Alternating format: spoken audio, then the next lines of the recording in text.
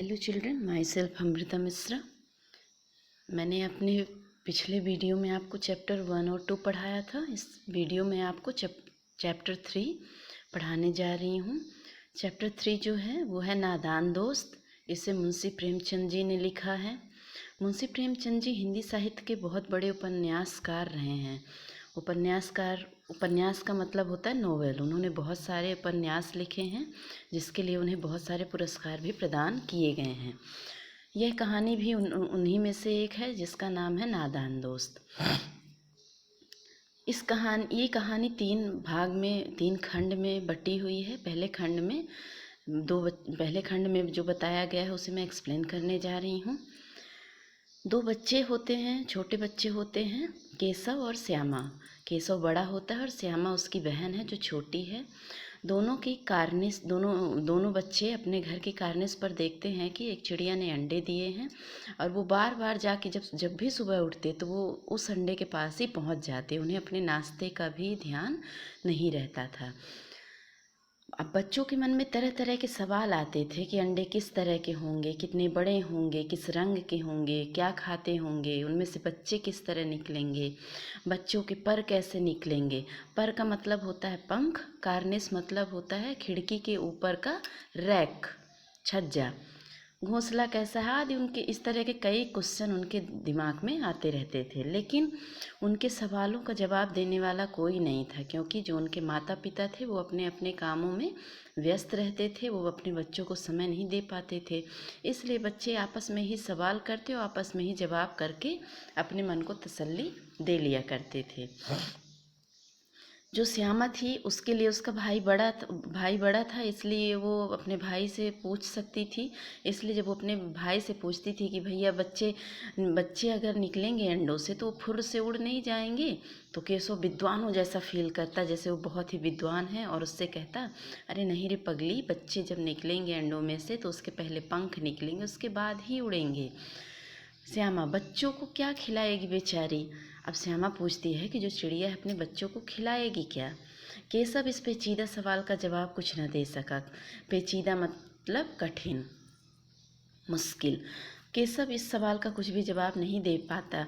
इस तरह 3-4 दिन बीत गए।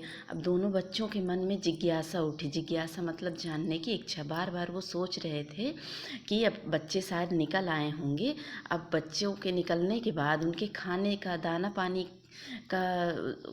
पानी की जिम्मेदारी बच्चों के ऊपर आई, क्योंकि बच्चे ही उनको देख रहे थे और वही सोच रहे थे बच्चों के बारे में कि हम उनकी व्यवस्था कैसे करें। आगे चिड़िया बेचारी इतना दाना कहाँ पाएगी कि सारे बच्चों का पेट भरे। गरीब बच्चे भूख के मारे चूं चूं करके मर जाएंगे। इस मुसीबत का अंदाज़ा करके दोनों घबरा उठे। दोनों ने फैसला किया कि कार्निस पर थोड़ा सा दाना रख दिया जाए। श्यामा खुश होकर बोली, तब तो चिड़ियों को चारे के लिए कहीं उड़कर न जाना पड़ेगा ना। केशव, नहीं, तब क्यों जाएगी। श्यामा, क्यों भैया, बच्चों को धूप न लगती होगी। इस तरह कई जो उन बच्चों के दिमाग में समस्याएं आती जा रही थी, उन्होंने आपस में बातचीत की और उन लोगों ने अंडों की व्यवस्था के लिए, चिड़िया की व्यवस्था के लिए उपाय निकाला। अब पहले उनके दाना पानी की व्यवस्था की गई। उनके खाने के लिए केशव ने श्यामा से कहा कि तुम जाओ और चावल थोड़ा सा लेके आओ, उनके खाने के लिए हम चावल रख देंगे। कि श्यामा गई और वो चावल मटके से थोड़ा सा निकाल लाई और खाने के लिए चिड़िया के और अंडों के व्यवस्था में उन दोनों ने चावल रख दिया। इस तरह फिर उनके अंडे जहाँ पड़े हुए थे वो वहाँ पर कोई घोंसला नहीं बना हुआ था, वो छज्जे पर ऐसे ही तिनकों के ऊपर पड़े हुए थे। तो बच्चों ने एक कपड़ा मंगा लिया और उसकी गद्दी बनाकर गद्दी के ऊपर अंडे रख दिए। अब बच्चों को धूप भी लगती थी क्योंकि वो छज्जे पर पड़े थे। उन्होंने क्या किया, एक टोकनी ली और टोकनी लेकर उसे इस तरह टिका कर रखा अंडों के ऊपर कि बच्चों को धूप ना लगे। इस तरह बच्चों ने उनके दाना पानी की और उनके अंडों के नीचे एक गद्दी बिछाने की और उनको धूप से बचाने के लिए व्यवस्था की। दाना पानी के लिए उन्होंने चावल रखा, गद्दी बिछाई और उसके ऊपर अंडे रखे ताकि बच्चों को कष्ट ना हो, अंडे सुरक्षित रहें। और एक टोकनी उसके ऊपर रख दी, चांदनी बनाकर, छत बनाकर, ताकि बच्चों को धूप ना लगे। इस तरह इन चीज़ों की व्यवस्था की गई। अब कहानी के दूसरे खंड में बताया गया है कि उन्होंने जो व्यवस्थाएं बनाई थी वो अब बच्चे किस तरह उसे अंडों तक पहुँचे, किस तरह उन्होंने वो सारी व्यवस्थाएं रखी, अंडे किस तरह गद्दी के ऊपर रखे, ये कहानी में अब दूसरे खंड में बताया गया है। अब दोपहर का समय था, जब बच्चों की माँ सो गई तो बच्चों को भी वो सुला रही थी, लेकिन बच्चों ने सोने का सिर्फ नाटक किया, वो सोए नहीं। जब उनकी माँ सो गई तो बच्चे बाहर निकले, वो एक स्टूल लाए, स्टूल के नीचे उन्होंने एक छोटी सी स्टूल रखी बाथरूम से जो लेके आए थे, और उस छोटी सी स्टूल के ऊपर एक बड़ी स्टूल रखी और उस पर चढ़कर केशव ने अंडों को उस गद्दी के ऊपर रखा।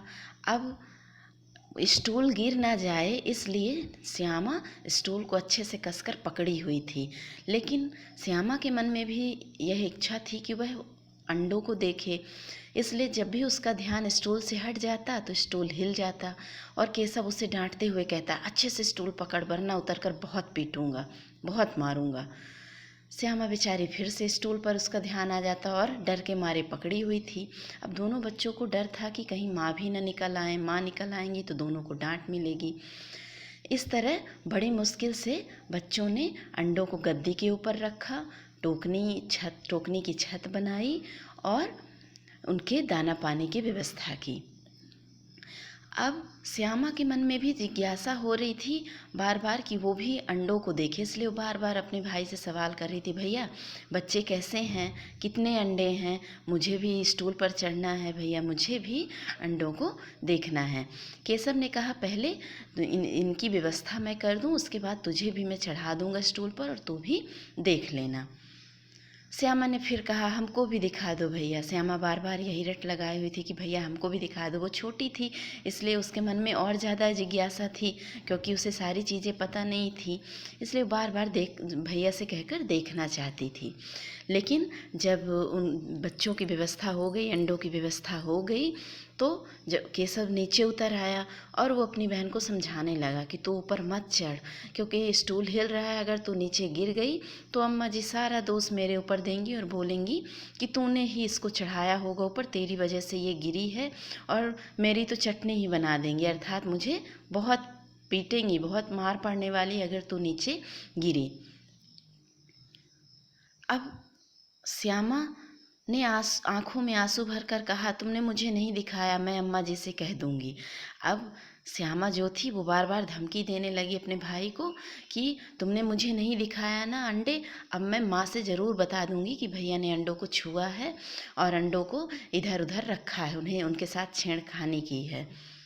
अब केशव समझा रहा है, वो डर गया कि कहीं अगर सचमुच श्यामा माँ से बता देगी तो पिटाई होने वाली है, इसलिए वो बार बार श्यामा को समझाता है कि देख, अगर तू गिर जाएगी तो तेरे सिर फट नहीं जाएगा, तेरा सिर चार तरह के नहीं हो जाएंगे और फिर माँ मुझे डांटेंगी अगर तुझे चोट लग गई तो, इसलिए मैंने तुझे नहीं दिखाया, है ना, अगर तू गिरेगी ऊपर से तो तुझको चोट लग जाएगी, इसलिए मैंने नहीं दिखाया। अब वो किसी तरह अपनी बहन को कन्विंस कर रहा है, मना रहा है कि ताकि वो अपनी माँ से ना बताए। इतने में अचानक माँ की नींद खुली, माँ बाहर आई और देखी कि दोनों बच्चे बाहर धूप में हैं। उन्होंने डांटा बच्चों को, क्या तुम दोनों बाहर धूप में क्या कर रहे हो। अब केशव डर गया, एक तो माँ को भी देखकर डरा हुआ था, दूसरा उसके मन में था कि कहीं श्यामा माँ से बता ना दे, क्योंकि अब उसे श्यामा पर बिल्कुल भी विश्वास नहीं था। लेकिन श्यामा ने माँ से बात नहीं बताई, क्योंकि इसके दो कारण थे। एक तो वह खुद भी उस गलती में हिस्सेदार थी, इसलिए भी नहीं बताया। दूसरा, उसे थोड़ा ये भी डर था कि अगर मैंने बता दिया तो भैया की पिटाई हो जाएगी। माँ ने दोनों को डांटा और फिर से कमरे में बंद कर दिया और बच्चों को फिर से सुला दिया। अब बच्चों ने अपनी जिम्मेदारी पूरी कर दी थी, जो उनके मन में जिज्ञासा थी तो वो पूरी हो चुकी थी, इसलिए अब बच्चों को अच्छी नींद आई और वो दोनों सो गए।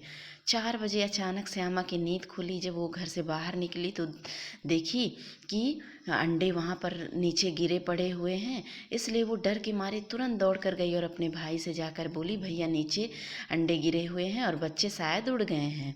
केशव भी घबरा कर उठा, क्योंकि उसे पता था कि इतनी जल्दी अंडों से बच्चे निकलने वाले नहीं हैं। उसने भी वहाँ जाकर देखा तो अंडे नीचे टूटे पड़े हुए थे। उसके चेहरे का रंग उड़ गया था तो वह डर गया।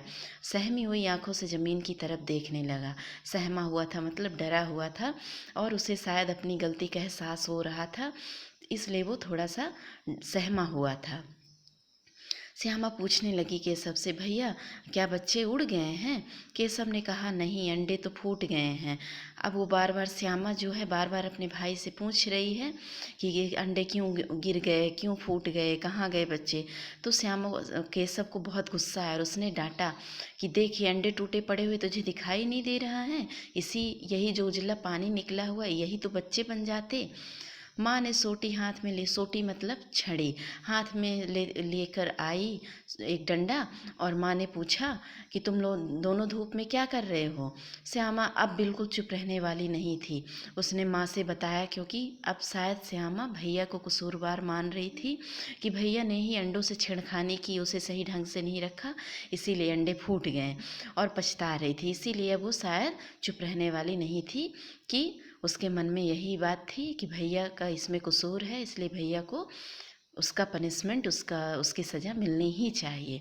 श्यामा ने सारी बात अपनी माँ से बता दी। माँ गुस्से में आ गई। उन्होंने बोला, तुम लोगों ने अंडों को छुआ होगा। तो अब माँ बच्चों को डांटने लगी कि तुम्ही लोगों ने छेड़खानी की, इसीलिए चिड़िया ने अंडों को नीचे गिरा दिया। माँ ने केशव से पूछा, क्यों रे?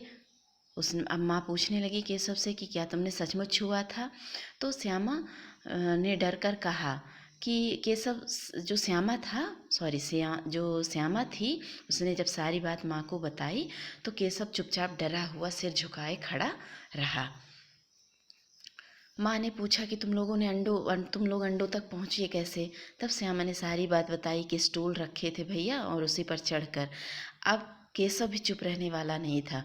उसने कहा, क्यों, तू नहीं थी? तूने स्टूल पकड़ नहीं रखा था?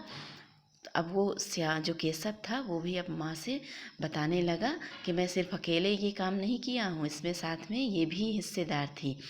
अब श्यामा बोली, तो आपने ही तो कहा था।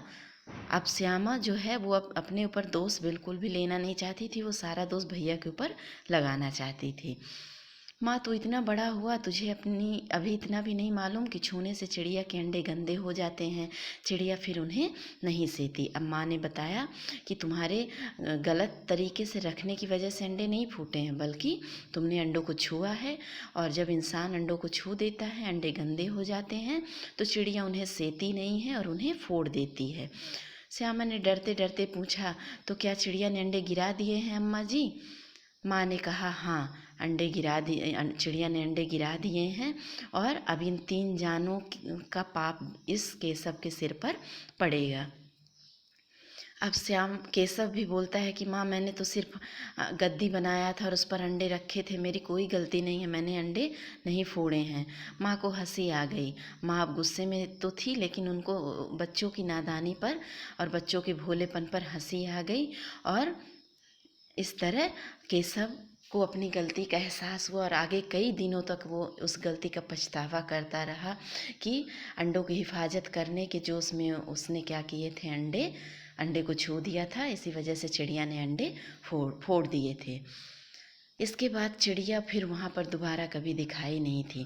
तो इस कहानी में मुंशी प्रेमचंद जी ने बच्चों की नादानी के बारे में बताया है कि बच्चे नादान थे, इस वजह से उनसे ये गलती हुई, और ये भी बताया कि हमें अपने बड़ों की बात माननी चाहिए। बड़े जिस चीज़ के लिए मना करें, हमें वो काम कभी भी नहीं करना चाहिए। इसलिए हमें अपने बड़ों की, बुजुर्गों की बातें माननी चाहिए। तो बच्चों, आशा करती हूँ आपको ये वीडियो समझ में आया होगा। आप इस कहानी को पढ़िए और ये वीडियो वॉच करके इसको समझने की कोशिश करिए। मैं क्वेश्चन आंसर दोबारा डिस्कस करूँगी आपके साथ। Okay, thank you.